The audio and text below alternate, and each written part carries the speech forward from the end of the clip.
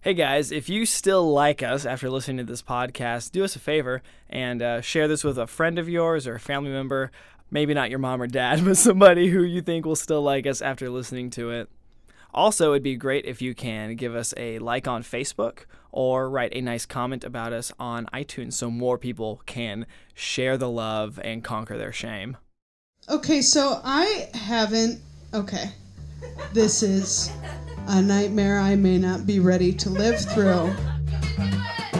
I started getting crushes on boys. Real embarrassed about this. My mouth gets the best of me pretty much all the time. Okay, I'm just like, how do... Okay. All right.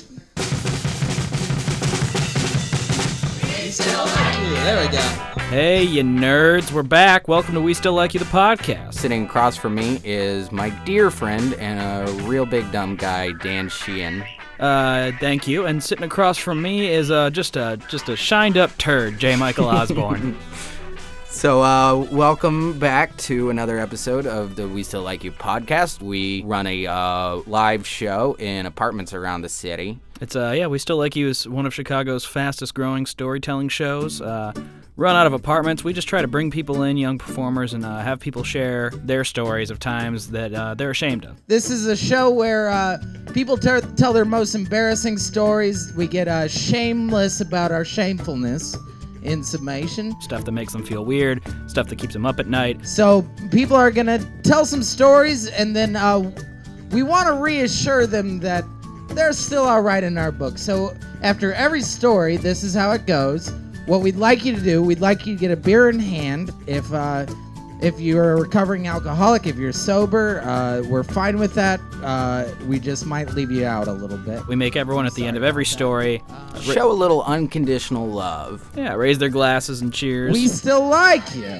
All right, you're already on board. So let me give you a test run.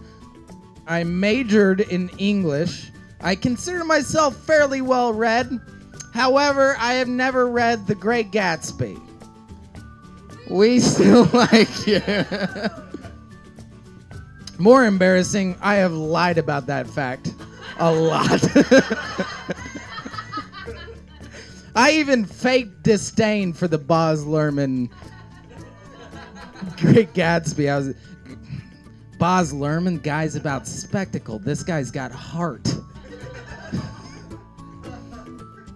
And I will continue to not read it because I'm embarrassed that I'll be on the train and reading it and everybody will be like, he hasn't read Great Gatsby yet? Are you fucking kidding me? He's wearing a sweater and a tie. We still like you. You're getting it. Wow, thank you. And so, we've got a fun theme today. Today's real fun. Today is first times. There's a lot of first times, a lot of different things you can do for the first time. So many things you can do first. Largely sexual. Pretty much Almost exclusively sexual. Yeah. Wait, one's cybersexual. Yeah, one is cybersexual. One is like super sexual. And both, really, they're all super sexual. Just you wait, ladies and gentlemen. Do you want to take that again? This is gonna be a crazy episode. Yeah, this is a selection of some of the craziest stories we've ever had on this show. Absolutely. Very excited to finally get these ones on the podcast. One of these stories has, I think, the longest applause break of any story we've ever done at our show. And another one has it's almost a Mari-like sequence of people going, oh shit. Yeah, there's just like a scream break where everyone just kind of processes what they just heard. So hopefully you're, somewhere where you're sitting, maybe just gathering yourself, steeling yourself for what's to come. Do the dishes. Just don't think about how the water kind of looks like semen. You're probably going to think about how the water kind of looks like semen. So, yeah, don't wash the dishes. I take that back. It's going to be a saucy, sexy good time. It's going to be fun and flirty. It's heavy on the sauce. How about we start off with our first story? Yeah, let's kick off our first story from one of our favorite comics in Chicago, Ashley Huck. She runs a great room at Around the Quarter Comedy. That's the first Saturdays of the month as well as our show, so if you want to make a night of it, go check that out too. So without further ado, this is a great story, one of my favorites, so listen to it. Nailed it. She's one of my favorite people in the scene. Please welcome the hilarious Ashley Huck.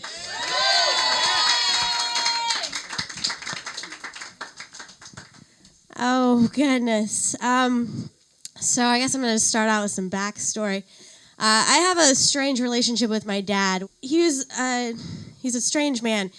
He believes in gender roles through and through. And so I was not allowed to do things until I was a certain age. When I reached that age, it wasn't until a later age I could actually really do that. Well, it's not until you move out of the house, that type of thing. So he's a monster, pretty much. Like, I would be downstairs and he'd be upstairs, and I'd just go, "Dad, telephone!" The phone didn't ring. He would get up. "Hello? You asshole!" I'm like, sit back down. And a couple minutes later, "Dad, telephone!" "Bullshit! No, it's Ron!" "Hello? You asshole!" My best friend David was over one day, and we were in the garage. My brother had a paintball gun. I was like, "You want to see me convince my dad that's a gumball?" And he's like, "You can't." I was like, "No, I can." So we walked in. We put some actual gum in our mouth. I was like, "Dad, you want a bubble gum?" He was like, "Yeah, sure." We put it in his mouth, and "You asshole!"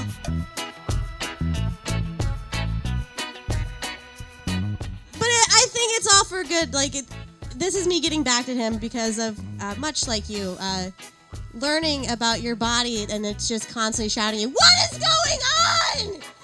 What the hell?" I grew up in a really great time of dial-up internet and chat rooms. Yeah. I did grow up evangelical Christian, so I knew that in the confines of my parents' basement, if I was going to be promiscuous on the internet, I at least had to have an internet boyfriend that I was exclusive with in these chat logs. Yes. Yep. His name was Jacob. He was from Houston, and he was 2 years older, supposedly. This is back in the day when your dial-up internet was separate from your dial-up email. My family shared an email address, so it's going to be good. Much like a lot of you in this room, a lot of people don't like admitting to this, I loved to cyber sex when I was little. Loved it. Oh my God. Could not get enough. I would be so impatient with that dial tone. If it didn't connect right away, I'd be like, "Grr! No, my body needs this." And like, I wasn't like even touching myself. I was just like, it's there, it's happening. Words. Yep. This is why women love literature. And men who are good with words.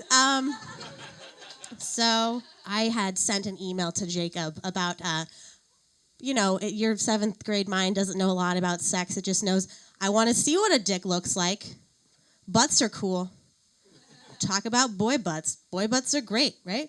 7th grade butts. Good time. Do a little grab ass on the playground. Like, well, I don't know what's happening. Anyone else in band randomly touch a fucking trumpet player's dick sometimes?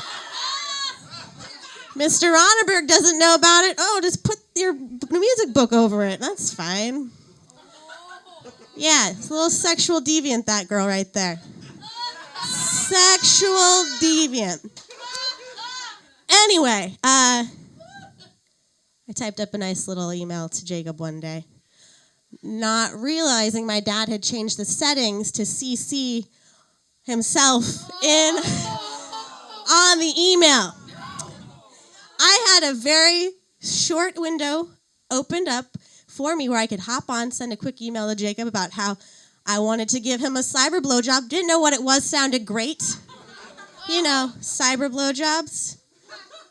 Yeah, not a thing. That doesn't really exist. But I was like, yep, I'd put your non-existent dick in my mouth, theoretically, if I could, I guess. What's your butt doing? So I typed up this email, went through the sent folder, deleted it. So when my dad got out of the shower and found it, oh, Ashley didn't use the internet, that's fine. Problem being, he dialed back in, the CC finally kicked through, and he saw a terrible, terrible side of his daughter that he was not ready to see yet. mainly the one that wants to give cyber blowjobs to boys in Houston. So what he did, what any father would do, he printed off 2 copies of it. 2 copies. Brought it upstairs, put one in front of my mom, put one in front of me, and said, "You read this to your mother now."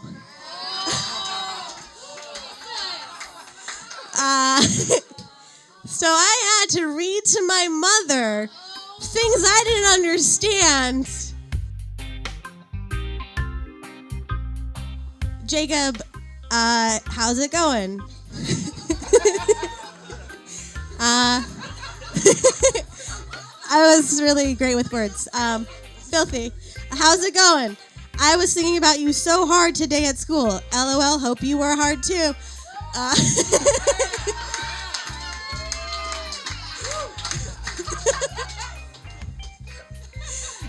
Oh goodness, what was some of the highlights of this? I mean, the cyber blowjob was one of them. I think I said I wanted him to blow on my butt. So, yep. The reason being because this is weird. We didn't have like air conditioning in my house, so we all had fans in our room. And I remember one day after a shower, I got out and I walked past, and it felt really good, like to have like a cool breeze on my butt. I was like, if someone could just do that.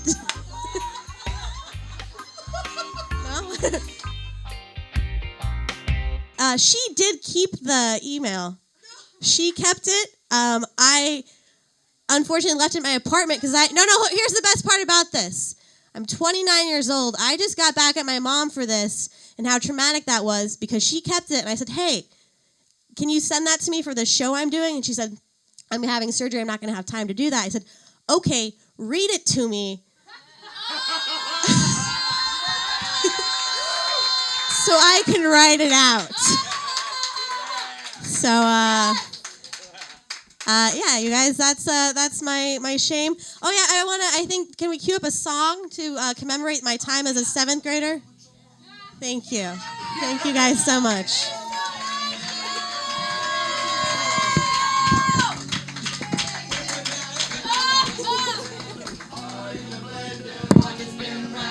Beautiful oblivion, rendezvous, then I'm through with you. I burn like a wicker cabinet, chalk white and oh so frail. I see our time has gotten stale. So that was Ashley Huck with her cyber-sexual experience. Dan, what was your first time having sex like? Oh, it was quite the affair. I was in college, and she pretty much all but poked me in the eye and said, "Hey, I want to have sex with you," before I understood what was going on. Like, I had no idea that she was even remotely interested. Like, at this point, Yeah. I had like almost had sex and blown it so many times that I had just resigned to probably being a monk. Mm-hmm. And so she essentially like pulls me aside and says, "Hey, let's go to your room." I'm like, "That's fine." And I go to my room and I put on Sherlock Holmes, the Robert Downey Jr. version. Yeah, of course you did, buddy. As though like I was, I was like, this will seal the deal. This Robert Downey Jr. Jude Law film will finally get me laid. Mr. Holmes, you must widen your gaze. You underestimate the gravity of coming events. At this point, we just start having sex. I'm like, this is awesome. This is the best thing in the world. And obviously, with most first times, it's over super quickly. Wow. And I'm in like PTSD mode after it happens. I'm just like standing there. I'm just like, whew. Okay, well, should I put my boxers back on? And she goes, you're wearing them. And I look down, and I had still been wearing my boxers the entire time. I just had sex through the flap. Yeah. The flap of the boxers out of sheer excitement. There was no time. And you were so excited that you didn't even know you were doing it. I had no idea. I thought I felt as naked as the day I was born. We're starting to crank up the Randy factor on this episode. Cranking up the heat. So let's continue that trend and go to one of our good friends and another great comedian here in Chicago named Bill Gevirtz. He runs a show called Snack Attack. That's at Elbow Room every month. It's a great show. And yeah, this story is. This is amazing. This is a really fun one. Yeah, and I'm trying not to spoil anything, so let's just go right into it. Please welcome my good friend and yours, Bill Gewirtz.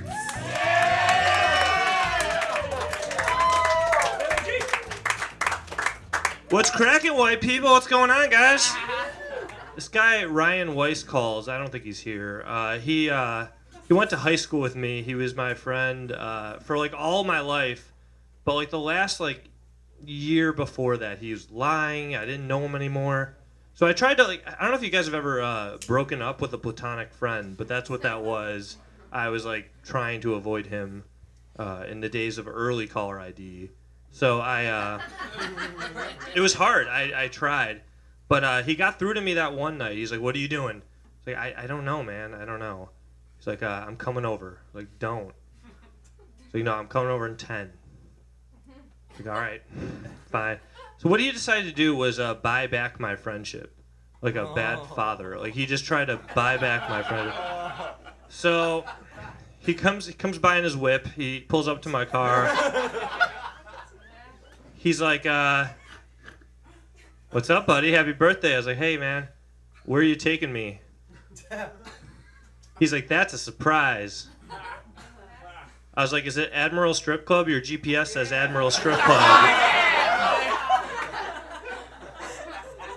Like, GPS was a pretty new technology then, but, like, reading wasn't. I crushed the reading portion. He's like, "All right, yeah, you got me. That's where we're going."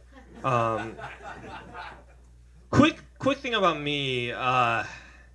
When I was 18, even when I was turning 18, I'd never gotten laid, and getting laid is what I call kissing a girl.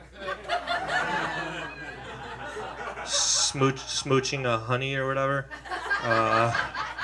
You guys will be surprised. I did not have my way with the ladies back then at all. And so, yeah, this was all new to me. So we're going to a strip club. I'm going to see like 100 naked girls before I'd seen one.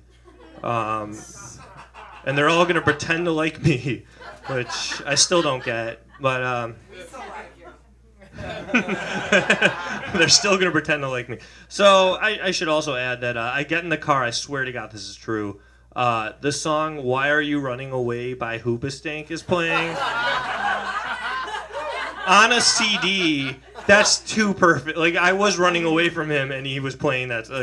It can't be an accident. It's too good to be an accident. So we pull up to the Admiral and he pays for my cover. He's just, and by the thing that struck me was, like, I'd seen movies and TV shows and whatnot. How accurate the media portrays strip clubs. They're dead on. Like, right down to the strip club DJ, which is, like, I don't know if there's, like, a broadcasting journalism school for strip club DJs, but they're all the same person. Like, Becky, give it up for Becky. $1 dances for Becky. Come on, Chicago. What do you say for Becky? They're all the same. I was still so uncomfortable. Like, never been with a girl, never seen them up close, whatnot. So Ryan goes, "Hey man, I got you. I'm gonna give you the VIP dance." And for you non-Admiral heads, I want us all on the same page. The VIP dance is $75. The girl of your choice, 3 songs, and she dances for you privately in like the back room with a curtain that like doesn't even cover the whole room, but it's still pretty good. So he bought me that, and I was like, "Look, I'm incredibly uncomfortable, but I'll pick the hottest girl. Like, if I'm doing this, I'll do it right." So I swear to God, her name was Candy. I mean, was it really, but like her name was, her stage name or whatever was Candy. And we go back there, and I'll never forget. I swear to God, all 3 songs she danced to were "November Rain" by Guns N' Roses. I swear to God, we were back there for like an hour. and I'm just shaking. I don't know. I don't know how to take a lap dance. That might sound weird, but like at 18 in my shoe, and like I should say this. I was beyond a virgin. Like I had never gotten laid. That's true, but I didn't even like between you and me, all you and me. I didn't even like masturbate. Like I thought that was for dads or something. Like I just didn't even do that.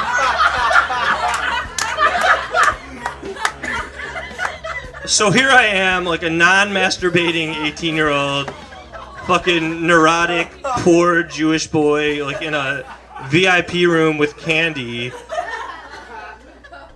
And she's up.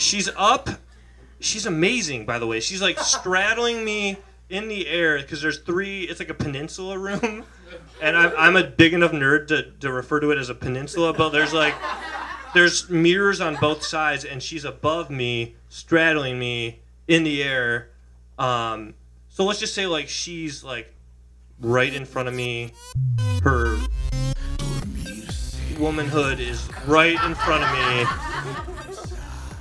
And I am dying inside. I don't know what to do. I don't know how to take a lap dance. I don't know like what I'm supposed to do. Is it interactive? Is it like, am I supposed to touch? Like do I touch her? Am I touching her enough? Am I doing enough? Am I doing too much? I can't be doing too much because I'm not doing anything.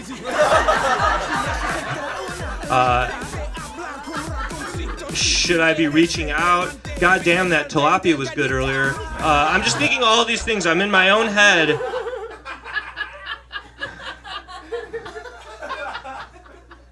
So I went ahead and did the only rational thing a man in my situation could do. I stuck my tongue out and put it in her vagina.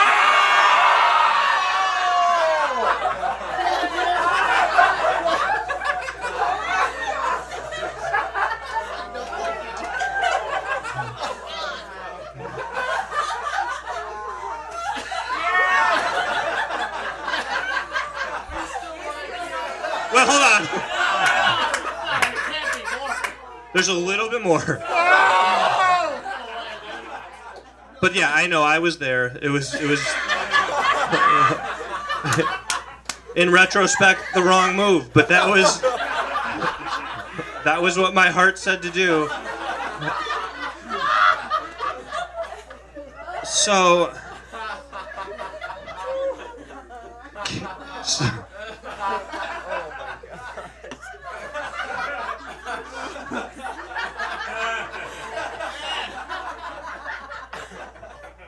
So Alyssa, real name, sees how uncomfortable I am. She like takes a seat next to me. She's like, "You're not ready for this," which was. Oh, I'm sorry. When I stuck the, and like I didn't go like hard in the paint with the tongue. But like I definitely scratched the surface, and I'll never forget the sound she made. She goes, "Ee!" And I go, "Oh!"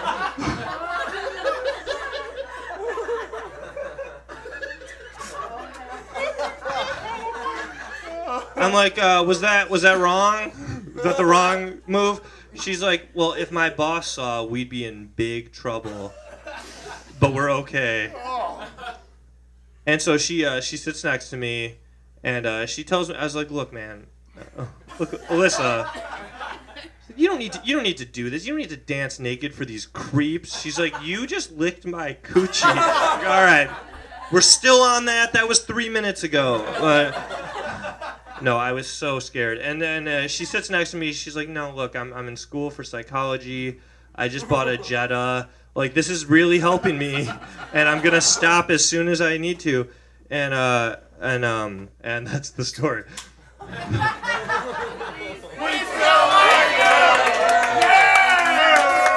Oh, fuck yeah! Give it up for Conalinga. Well, this next one, this last story, We're pumping up the volume on this one. Yeah, this is a crazy one. It comes from one of our pals, Mikey Manker. He runs a great show called Stand Up, Stand Up. That's every Thursday at the Crocodile here in Chicago. Yeah, one of the best shows, one of the best comics. He just recorded an album called Idiot that I'm really excited to hear when it comes out.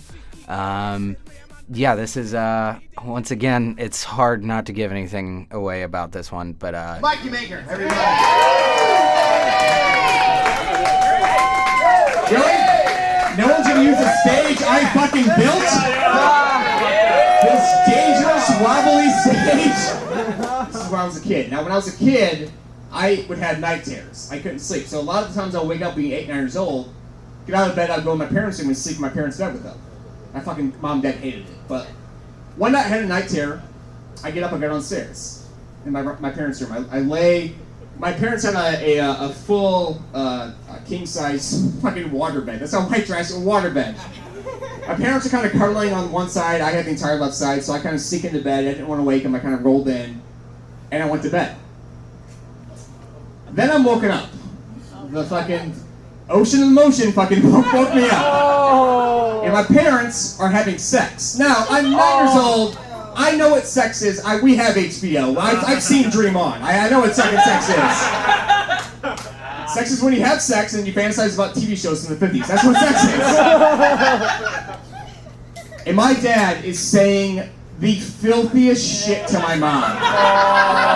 Just how fucking tight she is, which is, by the way, 3 kids. Not true. Not true. How fucking tight my dad's also like a southern farm boy. My mom's like a 5th generation Polish immigrant. He literally says, "You fucking dumb Polak, I'm gonna fuck your brains out," while he's fucking her. I'm like, I don't. They have no idea I'm in the bed with them. I'm kind of in the corner. My dad comes. He's like, "I'm gonna fucking come right now." He pulls out. Now I don't know how sex works, but the next day I learned that sex is when at a time when you have sex and then you spit. He didn't spit. My dad blew his fucking load onto my head.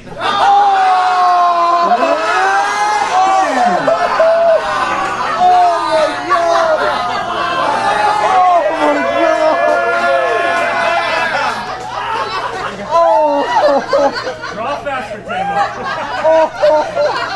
Bro, my dad had sideburns at the time. Make sure you include the sideburns.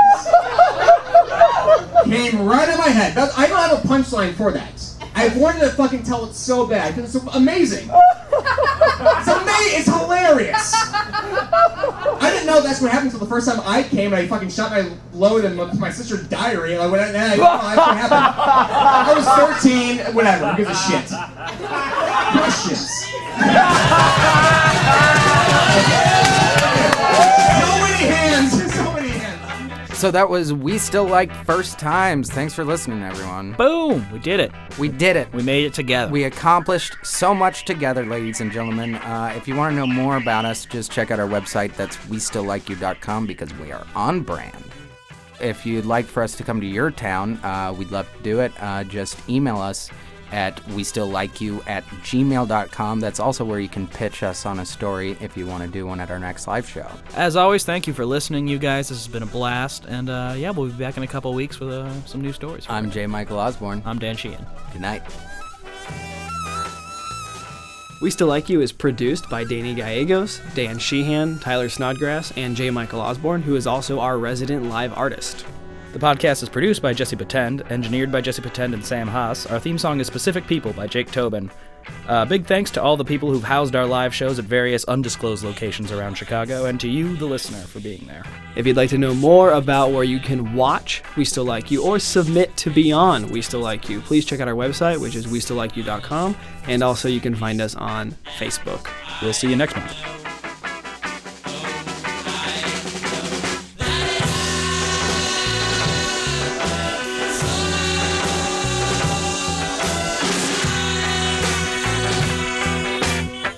Next time on We Still Like You.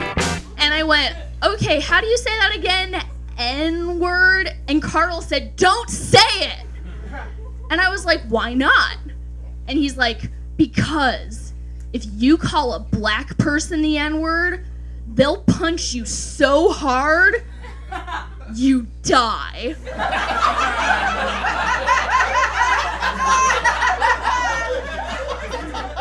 And I was like, wow.